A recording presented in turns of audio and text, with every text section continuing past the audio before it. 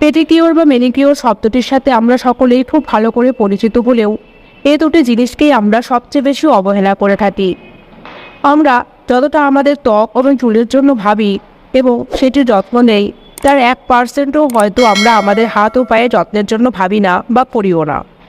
অথচ সারাদিন ওই হাত ও পায়ে পরে কতই না ঝড় যায়, তাই হাত ও পায়ে যত্ন নেওয়াটাও ততটাই জরুরি। এদের মধ্যে হয়তো কেউ বা আছেন যারা পার্লারে গিয়ে পেডিকিউর ম্যানিকিউর করিয়ে থাকেন এবং সেখানেও বহু টাকা ব্যয় করতে হয়।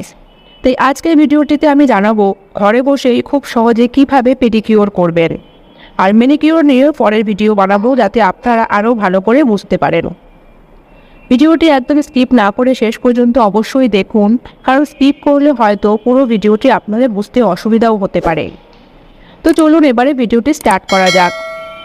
পেডিকিউরের প্রথম ধাপে আপনাকে সর্বপ্রথম নখ পরিষ্কার করতে হবে।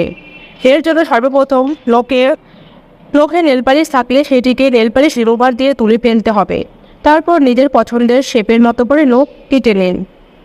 এর পরের ধাপে একটি বড় পাত্রে উষ্ণ গরম জল নিতে হবে এবং সেটির মধ্যে শ্যাম্পু এবং একটি লেবুর রস মেশাতে হবে। তারপর সেই জলে পা ভিজিয়ে রাখুন 15 থেকে 20 মিনিট। এতে পা ভালো করে পরিষ্কার হবে। এরপর একটি ব্রাশ দিয়ে পায়ের চারপাশ ভালো করে ঘষুন, এতে পায়ের মরা চামড়া সরে যাবে। এরপর পা ধুয়ে নরম তোয়ালে দিয়ে মুছে নিন। এর পরবর্তী ধাপেও অলিভ অয়েল লাগান। এখানে আপনারা চাইলে যে কোনো বডি অয়েল বা নারকেল তেলও ব্যবহার করতে পারেন।